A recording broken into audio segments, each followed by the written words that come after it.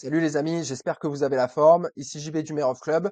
Donc aujourd'hui, nouvelle vidéo, c'est la deuxième édition. On va analyser 5 cryptos que vous nous avez demandé en commentaire lors des précédentes vidéos. Donc on s'en doutait, il y a pas mal de meme coins bien évidemment. On sait qu'il y a pas mal de traction sur le marché vis-à-vis de ça en ce moment. Donc juste avant de rentrer dans le vif du sujet, je vous rappelle qu'on organise un mastermind qui aura lieu dans les prochains mois. On a déjà reçu plus de 400 candidatures, on est hyper content et on va bientôt justement fermer ces candidatures. Donc n'hésitez pas à vous inscrire. En plus de ça, on organise un concours pour faire gagner une place au mastermind. Pour participer au concours, je vous laisse vous rendre sur notre Twitter ou sur notre Instagram. Tout est expliqué. Donc, n'oubliez pas, dans cette vidéo, de commenter les cryptos qui vous intéressent pour savoir si c'est le moment d'acheter ou pas. Et n'oubliez pas aussi, bien évidemment, que dans le club, vous avez les accès à tous nos signaux d'entrée et de sortie, ainsi que les meilleurs cryptos sur lesquels vous allez pouvoir vous positionner pour pouvoir tout exploser pendant votre bull run. Donc, n'hésitez pas. Vous avez le lien dans la description. C'est le premier lien. Vous pouvez vous inscrire sur notre liste d'attente. Le club est fermé à l'heure actuelle, mais on ouvre quelques places au compte-gouttes. Bon, je peux vous assurer, bien évidemment, que la valeur qui est délivrée dans le club, elle est vraiment colossale. Et le but, bien évidemment, c'est que vous ayez plus à devoir gérer vos cryptos seul dans votre coin. On vous accompagne vraiment étape par étape pour que vous puissiez mettre en place un plan qui, a posteriori, va vous permettre d'extraire le plus de valeur possible. Donc, avant de démarrer, n'oubliez pas, bien évidemment, de liker cette vidéo, de vous abonner à la chaîne si c'est pas déjà fait, pour être sûr de ne pas louper les prochaines. Donc, pour rentrer un peu plus dans le vif du sujet, on va regarder 5 cryptos aujourd'hui. Vous nous avez demandé le WIF, le Bonk, le Popcat, le Hondo et la dernière, la EOZ. Donc, on va juste faire avant ça un petit tour du côté de la Bitcoin dominance. Vous savez que c'est un peu ça l'indicateur qui va nous dire si vraiment on est en train de rentrer dans une alt-saison ou pas. Donc, pour le coup, voilà, on est vraiment en train de faire ce raising wedge là qui est plutôt une figure d'essoufflement, hein, une pattern d'essoufflement. Donc, quand on cassera cette pattern par le bas, il y a quand même de fortes chances qu'on rentre dans une alt-saison. Et là, ça sera vraiment le moment de vous positionner vraiment un peu plus fortement sur les altcoins. Vous savez que bien évidemment, tout ce que je dis dans cette vidéo n'est absolument pas un conseil en investissement, hein. Faites bien votre propre recherche, mais pour le coup, ça fait partie vraiment des indicateurs qui sont très très intéressants à regarder. Donc, avant ça, on va juste du coup aller faire un petit tour du côté de WIF. Donc WIF, pour le coup, vous nous l'avez pas mal demandé. C'est une crypto qui a quand même pas mal de traction ces derniers temps. Donc, si on prend un petit peu la big picture, donc vous voyez, voilà, on a vraiment bien explosé très très fortement. On a dessiné une belle correction. Pour le coup, on est venu jusqu'en zone de rechargement de short, rechargement de long, pardon. Donc la zone OTE, on a même cassé la zone OTE par le bas. On est revenu dedans à l'heure actuelle.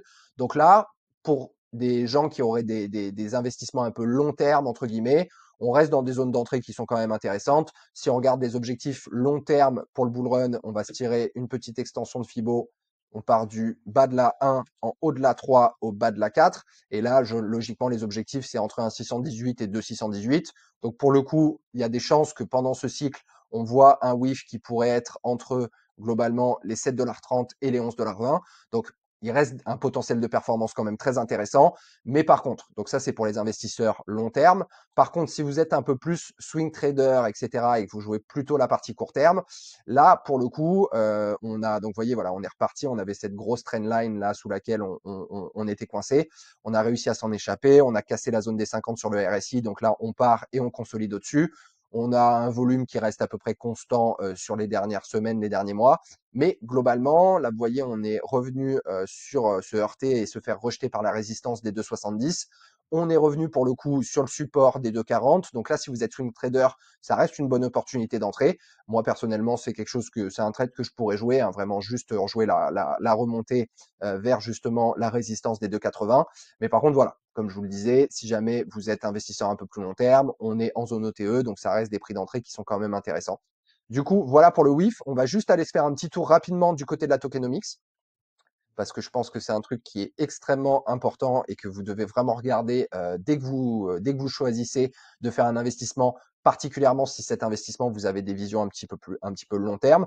Donc là, vous voyez, on a une FDV qui est complètement égale à sa market cap. Il y a 100% des jetons en circulation, il n'y aura pas d'inflation. Donc voilà, plutôt intéressant de ce point de vue-là. OK pour le WIF. On va faire un petit tour du côté du bonk. Alors, le bonk, si on regarde un petit peu plus la big pictures, hop là. Donc, vous voyez, on a un coin qui est quand même assez volatile, hein, qui a vraiment explosé, qui est monté, vous voyez, pratiquement jusqu'au 4,047 au début du mois de mars 2024.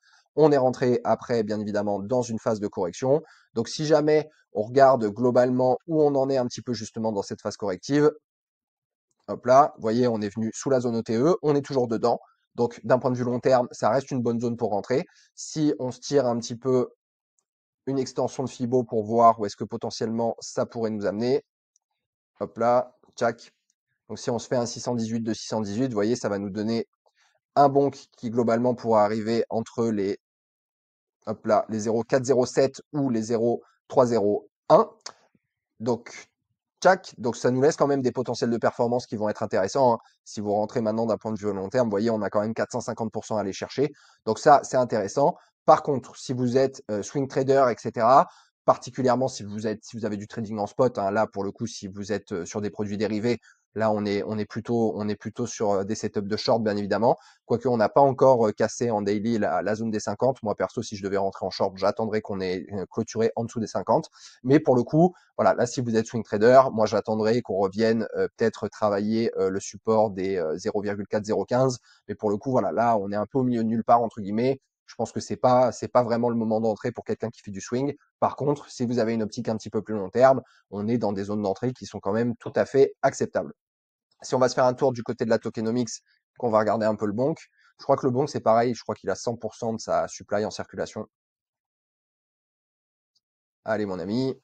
Ouais, vous voyez, voilà, on a une market cap qui est égale à la FDV. Donc, ah non, pas tout à fait. Pardon. On a pratiquement, ouais, je dirais, il y a 80% des jetons qui sont en circulation. On a une market cap à 1,45 milliard. On a une FDV qui est à 1,88 milliard. Donc, il va rester un petit peu d'inflation quand même, mais voilà, ça reste tout à fait correct. Donc, bon coin d'un point de vue long terme. Si vous voulez l'ajouter dans votre portefeuille, il a quand même pas mal de traction. Le bonk, c'est quand même une opportunité intéressante. Après, ensuite, derrière le bonk, on va se faire un petit tour du côté du POP4. Donc, POP4 qui explose tout en ce moment. Vous voyez, là, on a vraiment un coin qui a toujours pas subi de pression baissière pour le coup, enfin, qui est pas rentré encore dans une phase de correction. D'ailleurs, on a décidé 5 beaux temps. Donc là, potentiellement, qu'on va forcément finir par rentrer dans une phase de correction.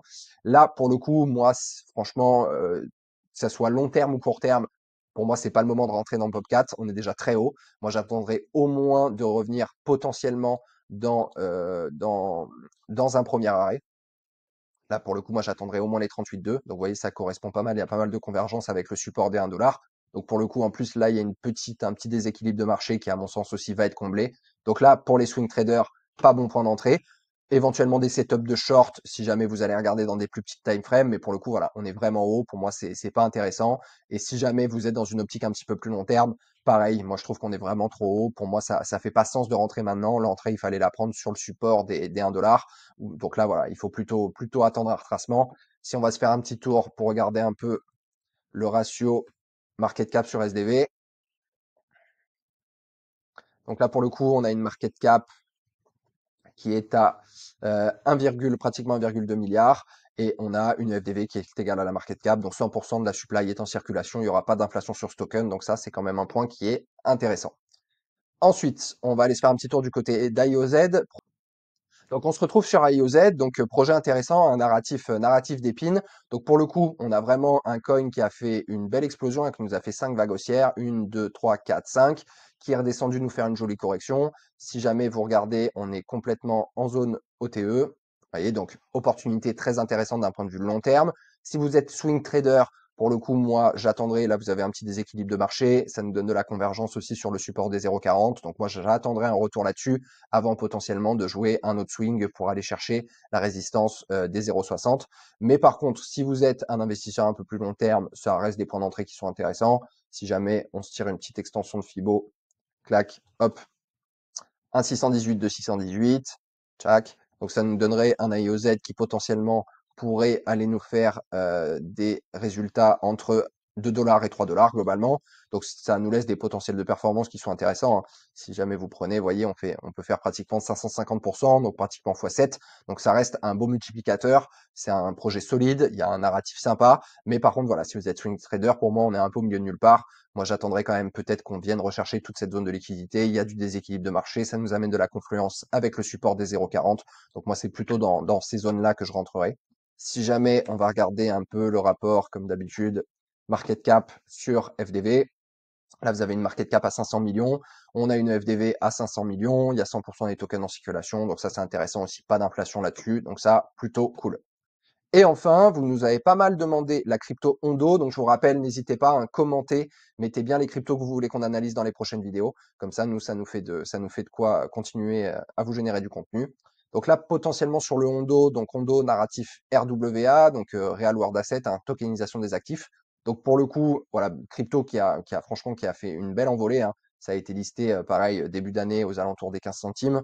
On est venu toucher les 1,50 $. Donc pareil, hein, ça nous a fait un joli x10. Derrière, on a fait une belle correction en ABC. On était sous trendline. On est venu un petit peu s'en affranchir quand on est revenu là, se remettre au-dessus du niveau des 50 justement sur le RSI. Si jamais on regarde le niveau de retracement, si on prend justement depuis le listing, hop là, vous voyez, on n'est pas encore revenu en zone OTE. Enfin, on y est revenu. On est ressorti de la zone OTE par le haut et là, on est sur les 61,8. Donc, ça reste des points d'entrée qui sont intéressants d'un point de vue long terme.